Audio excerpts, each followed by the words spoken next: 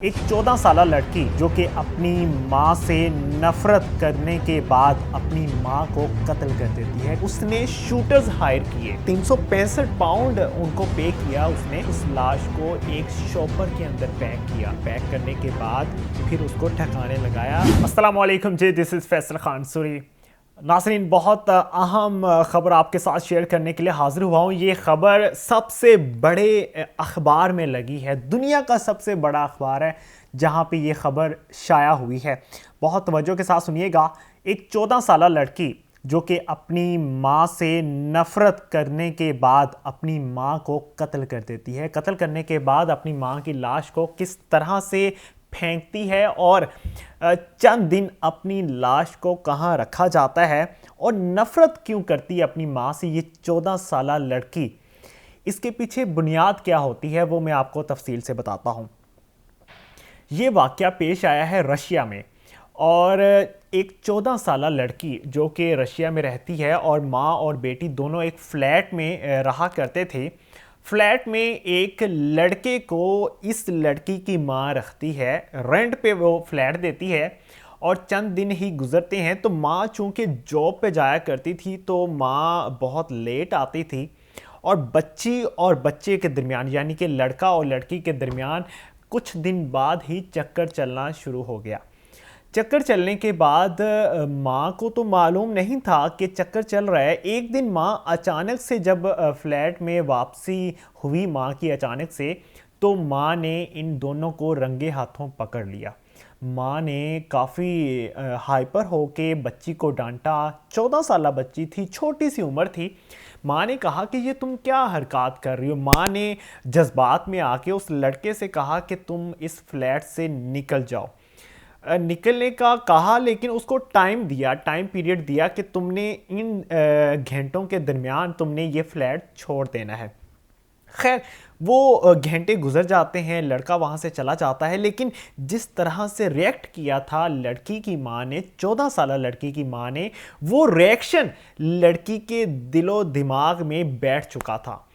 अब वहीं से वो नफ़रत की बुनियाद पैदा हुई, वहीं से नफ़रत बढ़ती गई। उसी दिन बच्ची ने ये सोच लिया था कि मैंने अपनी माँ को कत्ल कर देना है। मेरी माँ ने इस तरह से रिएक्ट क्यों किया जबकि मैं उस लड़के को पसंद करती थी। लड़के की उम्र मैं आपको बताता हूँ, लड़के की उम्र तकरीबन 17 साल थी। 17 साल का लड़का था और 14 साल की लड़की थी। दोनों एक दूसरे से प्यार करना, यानी कि एक दूसरे को पसंद करना शुरू हो चुके थे। एक दूसरे के साथ अंडरस्टैंडिंग अच्छी हो चुकी थी।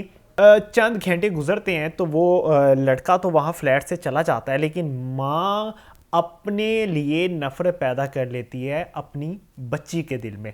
14 साला बच्ची थी। उस बच्ची ने उसी दिन से लेकर और जिस दिन अपनी माँ को कत्ल किया, उन दिनों में उस बच्ची ने जो ज़ख़ीरा किए हुए थे, यानी कि जो जमा पूंजी थी अपनी माँ की, उस लड़की ने वो सारी जमा पूंजी चोरी कर ली और वो काफ़ी ज़्यादा डॉलर थे। और वो जब चोरी कर लिए तो उसने शूटर्स हायर किए, यानी कि एक ग्रुप हायर किया जिनको गाइड किया गया लड़की की जानिब से कि मेरी माँ इस वक्त पे इस जगह से यहाँ तक आती है, इस टाइम पे यहाँ से निकलती है, इस टाइम यहाँ पे पहुँचती है। सब कुछ गाइड किया और चंद ही घंटों में उसने अपनी माँ को कत्ल करवाया उसी फ्लैट में जहाँ पे वो रहा करते थे।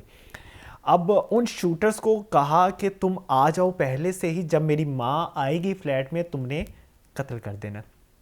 शूटर्स ने उसी तरह से किया। तकरीबन 365 पाउंड्स, सॉरी पहले मैंने आपको डॉलर बताया था, 365 पाउंड उनको पे किया उसने इन शूटर्स को, इसके बदले कि तुम मेरी माँ को कत्ल करोगे। माँ को कत्ल कर दिया गया। फिर उन शूटर्स ने डिमांड की कि अगर इस लाश को कहीं ठिकाने लगाना है तो हम इसका अलग से चार्ज करेंगे। अब उस लड़की के पास पैसे तो नहीं थे, उस लड़की ने कत्ल भी करवा दिया। खैर, शूटर्स को भेज दिया उस लड़की ने। भेजने के बाद उसने अपना जो बॉयफ्रेंड था उसको वापस बुलाया घर में। बॉयफ्रेंड ने देखा कि अब कोई हमारे दरमियान रुकावट नहीं रही, तो उस लड़के ने और लड़की ने, जो कि 14 साल लड़की थी और 17 साल लड़का था, उन दोनों ने तकरीबन 2 दिन अय्याशी की। घूमे फिरे, और आप कह सकते हैं वो शादी के बाद जो हनीमून होता है वो उन्होंने पहले ही मना लिया। बहुत आराम और सुकून वाली ज़िंदगी बसर कर रहे थे कि फिर उनको याद आया कि हमने अपनी माँ की लाश को ठिकाने लगाना है, इसमें से स्मेल आना शुरू होगी।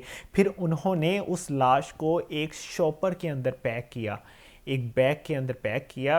बैग के अंदर पैक करने के बाद फिर उसको ठिकाने लगाया। फिर ठिकाने भी वो घर में ही लगाया था, साइड पे कर दिया उन्होंने। उसके बाद स्मेल आना शुरू हुई तो पुलिस तक ये खबर पहुंची कि इस जगह पे एक कत्ल हुआ है। देन वहाँ से पुलिस ने कार्रवाई करना शुरू की, पुलिस तक ये खबर पहुंची। पुलिस ने जब लड़का और लड़की को बुलाया कि ये ऐसा क्यों इकदाम उठाया गया, तो लड़की ने बहुत वाज़ेह बताया कि मेरी माँ ने मेरी पसंद को इग्नोर किया था। मैं उस लड़के को पसंद करती थी, मेरी माँ की ये हिम्मत कैसे हुई कि वो इनकार करती। लड़की ने 2 टोक कहा पुलिस से, और पुलिस ने ये इन्वेस्टिगेशन कंप्लीट कर ली। अब वो दौर नहीं रहा कि हम किसी बच्चे के जज्बात के साथ बहुत आसानी से खेल जाएं। अब तो बच्चे को खिलौना ना मिले तो बच्चा अपने माँ बाप के साथ हफ्ता हफ्ता बात नहीं करता। अब आप उससे वो खिलौना दूर करना चाहते हैं जो उसके दिल में बैठ चुका है, जो उसके जज्बात और एहसासात के साथ खेल चुका है। वो खिलौना दूर करना आसान काम नहीं होता। ये हमारे बाप माँ जितने भी बड़े होते हैं घर के, उनको समझना होगा कि आज वो वक्त नहीं रहा।